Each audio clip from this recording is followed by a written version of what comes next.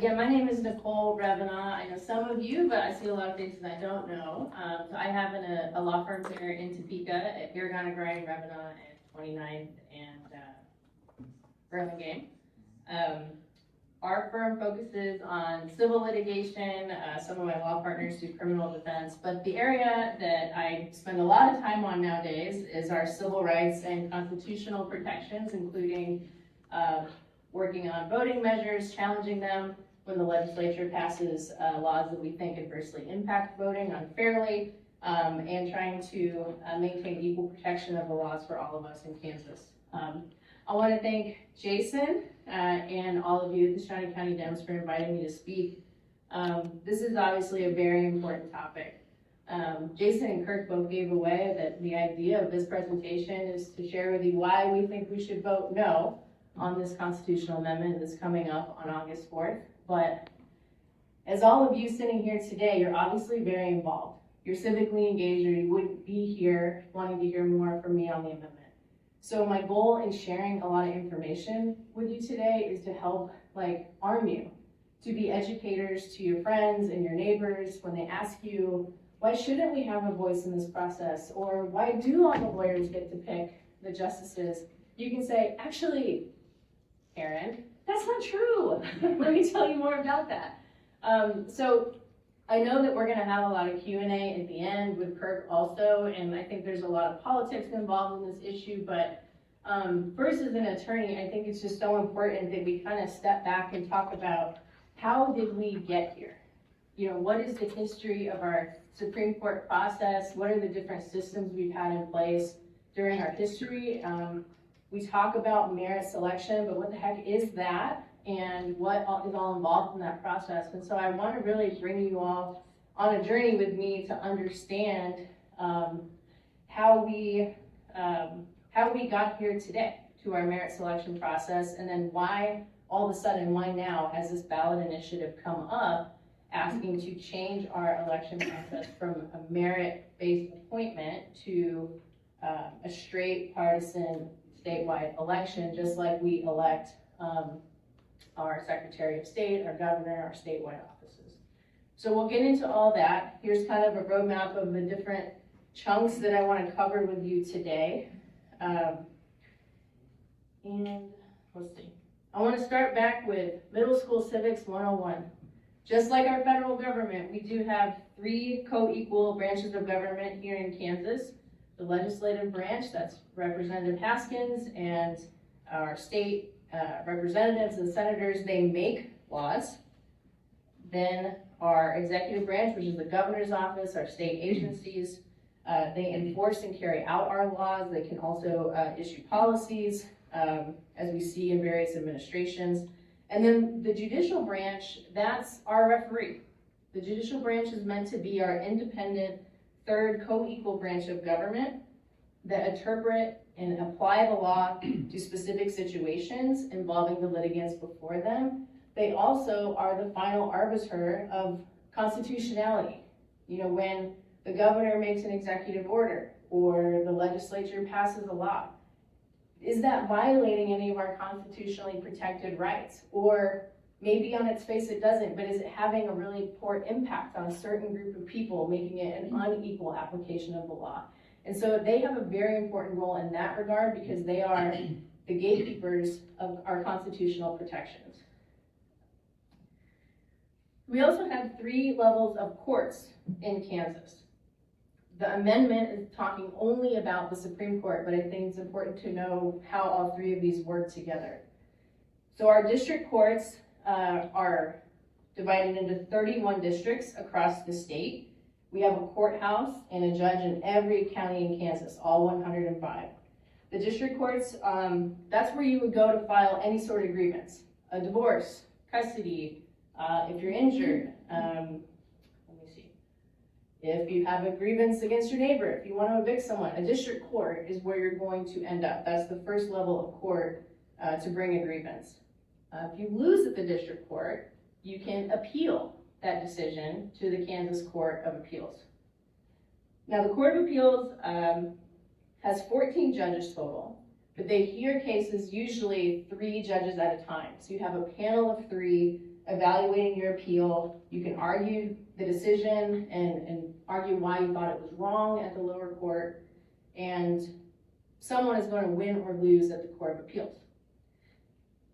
The person who loses at the Court of Appeals, they can file what's called a writ of certiorari, which is fancy Latin crap for a request. I'm sending a letter to the Supreme Court saying, will you please take my case? Will you hear my case? I think it's worthy of you taking this appeal and rendering a decision. This is actually just like our US Supreme Court works, right? They don't hear every single appeal from all 50 states, any case that someone wants to bring. There's thousands of submissions, so they have to pick the things they think are politically ripe, important to resolve if there's conflicts among the courts, and our Kansas Supreme Court does the same thing. They try to pick issues that would help a lot of people across the state understand how a certain law comes into play. So the Kansas Supreme Court is the highest court in our state. It has 7 justices, and like I said before, they have jurisdiction to interpret our Kansas Constitution, which in many ways mirrors our federal Constitution. They also interpret statutes that are passed by the legislature, and they set binding legal precedent that all courts below it must follow. The district courts, the Court of Appeals, and then the Kansas Supreme Court itself will continue to follow its own precedent until it comes up with a different legal reasoning as to why they should reverse themselves. But basically, unless the United States Supreme Court takes that case, which is 1 in 1,000, the decision of the Kansas Supreme Court is final, and is final towards all of our citizens across the state. Okay, so let's talk a little bit of history. How did we get to our system today? The Supreme Court was established when Kansas became a state. It's built into our state constitution that we were creating a high court. And at that time, it started with 3 justices. And frankly, we didn't have a lot of folks. We were still settling in Kansas. So 3 justices could cover the needs of the population just fine. In 1900, folks voted by constitutional amendment to expand the court to 7 justices, and we still have 7 justices to this day. So to be eligible to be considered for the Supreme Court, there's 4 requirements. You have to at least be 30 years old. You have to also be admitted to practice law in the state of Kansas, which means you have a law degree and have passed the bar exam either of Kansas or of a different state, and then applied for and received, a license to apply and practice in Kansas, which is called reciprocity. We'll talk more about that. You also must have actively practiced law for 10 consecutive years, and that's as an attorney or sitting as a judge, or actually also a law professor. If you were a law professor for 10 years straight at an accredited law school, you're also eligible to apply to the Supreme Court. So one thing that's important to note, like I said, is there's a lot of ways to earn a Kansas law license. You can take and pass the bar exam. That's what a lot of students coming straight out of Washburn Law School are doing. As soon as they graduate with their JD, they're going to study for the bar exam, take it, and hopefully pass. Once they pass that exam, they are sworn in and they become a Kansas licensed attorney. That's the most common way to get your Kansas license. But folks from other states, let's say you lived in Kansas City, went to UMKC, passed the Missouri bar exam. After a few years in Kansas, you're eligible to apply for a Kansas license. And basically you say, look, I took the Missouri bar exam, but I got a good score, I'm in good standing in the bar in Missouri, and I'd like to move over to Kansas and practice law in Kansas. And thank the universe, they don't make everyone retake these bar exams. They're very onerous. And so they have, like I said, a reciprocity system which says, look, if you're good enough for Missouri, I guess you're good enough for Kansas, just pay us a fee and we will allow you to have a Kansas law license.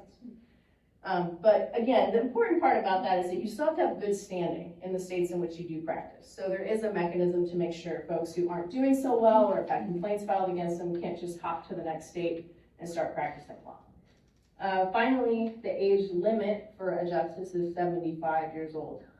Typically, right now, if you turn 75 while you're on the court, it's been accepted to allow you to finish out your term, your 6-year term, and then you could retire. That's less certain if the amendment passes. It's not really specified what would happen in that circumstance, but I just want to flag that the system for now would let you practice as a Supreme Court justice until 75 and then finish out your term. So for the first 45 years of Kansas's existence as a state, that's 1861 to 1958, we had a straight partisan election process to select our Supreme Court justices. That's just like we elect Representative Haskins, our governor. You go to the ballot box, you choose who you like, whoever has the most votes statewide, that would become the next Supreme Court justice.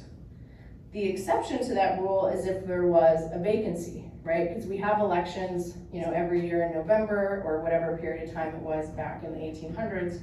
But sometimes people would get sick, they would pass away, they would resign, and so what could be done during those vacancy periods? And back then, the governor would just choose someone to fill the vacancy, and then that person would have to stand for election during the next normal election cycle. So they didn't have, some states have special elections, like there's a vacancy, okay, 45 days we'll have an election. And they didn't really do that. They just appointed someone, let them sit through the period, and then would wait for the next election cycle. And that system honestly worked pretty well for a while. There wasn't really any issues that we're aware of until 1956. And in 1956, we had a major shift in attitude toward our courts. And that's because of a notorious scandal, because we have to have scandal. That scandal was called the Kansas Triple Play. Has anybody heard of the Triple Play? Okay, you're good. Okay, you guys know. All right. But we'll kind of go over it. So here's what happened in the Triple Play. In 1956, our Kansas governor was Fred Hall. He was running for re-election, but lost his bid, I think in the primary. And so he's a lame duck governor. But he really wasn't through with his quest for power. I can't believe I lost. And so his friend was actually the Supreme Court Justice, Chief Justice of our Kansas Supreme Court. His name was William Smith. So even though there wasn't an election and there wasn't any openings on the court, what happened is that Chief Justice Smith, I believe, was having an illness or getting on in age, but he said, Fred, I'm gonna resign. So he resigns as Chief Justice of the Supreme Court. Well, now we have a vacancy. A couple days later, 11 days before the changing of administrations, meaning 11 days before his term is up, kind of the equivalent to January 6th before January 18th, Governor Hall resigns. And so the lieutenant governor, who served for 11 days, his name was John McEwish, he's sworn into office, he becomes governor, and says, I'd like to introduce you to the new Kansas Supreme Court Justice, Fred Hall. And so our governor, who lost by popular vote in a statewide election, out of nowhere becomes the Chief Justice of our Kansas Supreme Court. And that was scandalous. That would be scandalous by today's standards of scandal, right? And it didn't sit well with the people of Kansas. They said, this just can't be how our system was meant to work. And I don't think in good faith it was meant to work that way, but there was the loophole, right? If you had a governor who was willing to appoint someone who wasn't necessarily qualified, but was politically activated, well, there you go, you have a new justice on the court. And so what the people did is bring forth a constitutional amendment. And in 1958, they voted to get rid of our partisan election system for Supreme Court justices. And instead, they replaced it with a merit-based appointment process. It is the same merit selection system that we have today. And one of, I think, my most important jobs is to help you all really understand how that system works. Because I think that's the real, argument of behind the curtain, right? What is this commission? How does it work? How is a justice selected? It's all the lawyers, slimy lawyers. And it's guys, that's not true, but I understand that that's just not information that's really out there in the world. And so I want to help you understand, see why we have merit selection? Because we had a big scandal with the political election.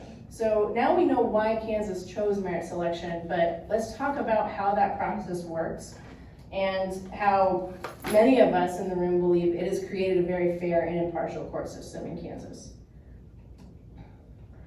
So The process for a merit-based appointment system is like this.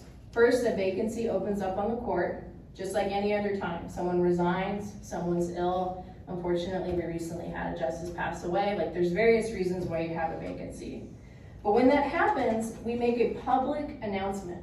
The court puts out that there is a vacancy on the Supreme Court. We just don't have a thing where one day someone resigns and the next day there's a new justice and nobody knows what happened. So there's a public announcement, and it allows qualified attorneys, judges, folks that are considering being on the court, it gives them this 30, 45-day opportunity to get this application packet ready. And when I say application packet, I don't mean they're getting it on Indeed.com and putting it for the Supreme Court justice spot. These packets are like a ream of paper, okay? I've seen it, I've seen the questions that are asked.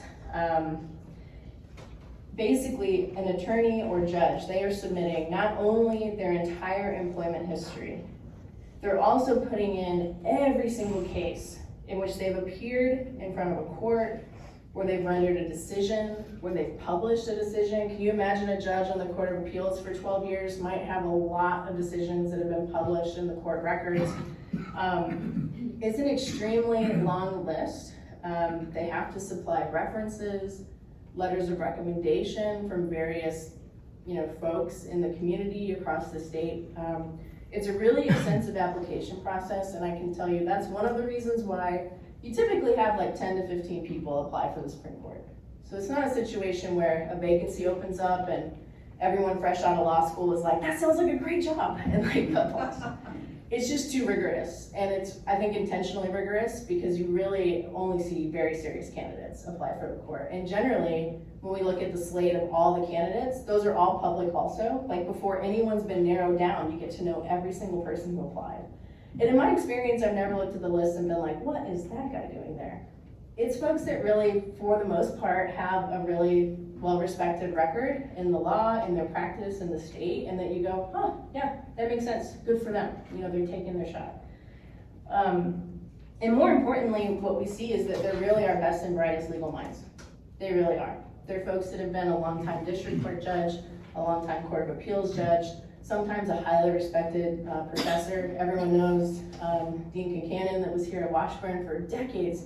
If he had put in the court, I'm telling you right now, he would have been a very serious candidate, a very serious candidate. And I'm sure he hadn't seen a courtroom in a long time, but nobody questioned how much of an expert he was in the law, especially in the area of laws he taught. So again, rigorous application process. Once those are put in and the deadline passes, they go before a Supreme Court nominating commission. That commission has 9 members. We'll talk more about them in a minute. But the commission will review the application. They talk to the candidates themselves. They talk to their colleagues. They talk to the judges whom they've appeared in front of. They'll call opposing counsel. I think it was Anthony Powell from the Court of Appeals that was recently appointed by President Trump to the federal bench. I got an email from the Department of Justice asking me questions about Mr. Powell because he and I had a case opposing each other. And that was really interesting. But when I say they vet, and they vet on both sides, and they vet opponents and colleagues, I mean it. They'll knock on your neighbor's door and say, is she the kind of person that gives a cup of sugar, or does she slam the door in your face and like kick your daughter, Because it's a character test too. It's not just, are you smart in the law? They're trying to say, are you a good person? Are you a good steward in your community? All these things count. So that commission is doing a really thorough background check and vetting process. Then they have a public interview. And during that public interview, you can, attend live if you want to. You can watch on YouTube. They also post the video so you can watch later. So it's very transparent process because the interviews take place in the public record, much like Kirk's committee hearings do, right? It's all there on the record. And it's the same for the justices and for the candidate review process. So there's really no closed door process. They even vote ballots in front of the public. So they pass around the ballots and they'll continue to do ballot after ballot until they have finally narrowed it to 3 top finalists. Those 3 finalists are then submitted to the governor. It means the influx of campaign money for these candidates, but also the The judges can run with a political party.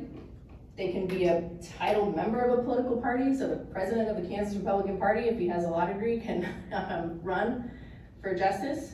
They can be political, and it's going to call into question all of the credibility and integrity that we place in our courts to make these fair and balanced and unbiased decisions. And frankly, this gets to if you vote no. If you vote no, this is not an either or, we're making a change no matter what. Voting no means status quo. Let's keep it the same. There's no reason to change things. We're going to keep our merit selection process. We will keep politics out of our courts. They are not allowed to engage in political activity, just like they aren't now. And the only time they stand for election is retention. And yes, Kansans get to keep their voice and keep their say in the vote. And I know we're both gonna have some comments and take questions later, but one thing I would tell you that folks aren't really talking about, when I talked about reciprocity, right, it means you could pay for your Kansas law license. What that means to me is that someone in Texas could come over, get their Kansas law license, and within 6 months, run for justice of the Supreme Court. We know that's possible because we saw Steve Watkins come in and be our congressman not too long ago, right? He was like bushwhacking in Alaska, came back, used the UPS store as his address, became our congressman, and then was like prosecuted for voter fraud for using the UPS address. But I just want to give you that example because it's a real fear that I have, that even when we have a political system, if this amendment passes, we're not talking about folks who are just happen to be politically affiliated and a great Kansas attorney. I fear that we're talking about out-of-state folks. I fear that we're talking about a billionaire handpicking someone with a law degree and just plotting for 6 months to get that person over, get their law license, and run for office. And so I really want to help educate you all that this is what's at stake. I know there's more amendment questions in November, as someone pointed out to me earlier, but this is a 4-alarm fire when it comes to how attorneys are viewing this amendment, how I hope a lot of the public is viewing this amendment, and we're going to hear from Kurt Caston now on how he feels about this amendment too, which I'm sure is in line with what we were talking about. But I think we'll take questions probably a little bit later. Yeah. I'll jump in. Let's get to the floor. I need to come back up for some questions. I just want to reiterate, and first off, I don't think I've ever sat through a social studies government lecture like that and not doze off. So I appreciate that. Mr. Carlson, to God, I would have been really proud that I did that. I just want to reiterate exactly the importance of what's being said, but I want to paint a little different picture. What I've discovered in the 2 terms that I've been there, going on the 3rd, is that if you have a thought, and you listen to the other person, whether it's a Democrat or a Republican, and what they say, well, that kind of makes sense. That's a red flag, because nothing is on the surface a really good idea. You have to dig deeper on this. So for an example, my first question would be, not to spend too much time on it, well, what's a reason to vote yes? What are they saying has been broken that this will fix? I think the public thing they're saying is that it's not fair that Kansans don't have a voice, and that we should all believe in a pure democracy, and that we are all intelligent enough to pick our Supreme Court justice. I think that is the public statement that's happening, surface level. What I think, if you dig deeper, is happening is the legislature's really not happy when they're told no. They've been told no a few times lately, going all the way back to the Gannon decisions, which involved the adequate and equitable funding of our public schools. They weren't happy to be told by the Kansas Supreme Court that they were not fulfilling their constitutional duty to put enough money in the public education fund and to make sure that it was shared equitably across all the school districts, not just the wealthy ones. I think that's one decision that's really bothered them for a long time. They don't like being told how to fund their budget. And I'm sure you don't, in most circumstances, want to be told by anyone how to do your budget process. But the court actually said you've done it not only wrong, but unconstitutionally wrong, and then had to supervise that process for quite a while. That's one. of many examples in which I think they're really tired of passing a law just for the court to say, I'm sorry, that's not constitutionally appropriate, and striking down that law. And we could go through many topics where that's come up in recent years. And so the reason these amendments come up, also from what I've learned, is that, man, they're just sexy on the ballot, right? We get a constitutional amendment, and so we're gonna get people out there to vote. So as ranking on elections committee, Pat Proctor ran 17 bills. You've probably heard me, 17 bills. Only 2 of them actually became law.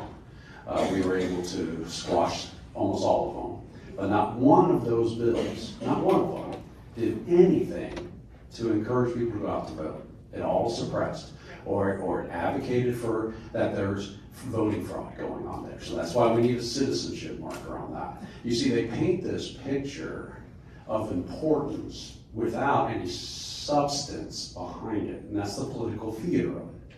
So they put the amendment on there, and Ty Masterson specifically said, I need an amendment so people will show up for the primary. He actually wanted 2, and that was going to be the property tax cap, but that didn't make it through. And the citizenship, the one that the second amendment, that's beyond the general, that was Pat Proctor's amendment. Why the amendments? They don't have to go to the governor to get signed. They just require 2/3 from both houses, and then it goes out for a vote. So that is the trigger that they like to use to actually manipulate our system of government so they can retain power. And what's interesting is I just was talking to a reporter before this, and I went, yeah, 17 bills, not one of them went out to encourage votes. And then I thought, wait, hold on, the amendments. They want us to go out there and vote. That's how they do it. And so it's important for us to listen to not only to the experts on this, but to just do what we're really good at is critical thinking. Ask how and why. How is this a problem? Why do we need to solve it now? What's happened since 1958 to today that this is an issue? Oh, I don't have a voice. Why don't I have a voice? Oh wait, I do have a voice. I get to retain them. This is all surface level. They don't want you to see how the sausage is made. And I can go into more details along that. The Roger Marshall, I want to retain Roger Marshall. That is a real law. That is, I was sitting in front of Pat Proctor. He was wanting Roger Marshall's office to stop calling him. He said that on the floor. I need him to stop calling me. So can we please pass the bill saying that the governor no longer appoints as she does his replacement?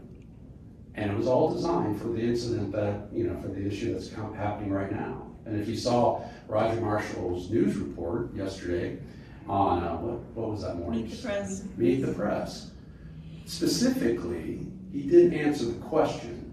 If he steps down after the primary, no one can replace him. So his name's going to still be on the ballot. So he said, I will be on the ballot. Well, yes, you'll be on the ballot because the filing deadline is too late. No one can replace you, so your name will be on the ballot. You see, that's the gamesmanship that they do. And I know it's nothing unique. Politicians, can you believe them or not, but going in my 3rd term, if it sounds good, there's something behind there. We got to dig deeper and deeper on that.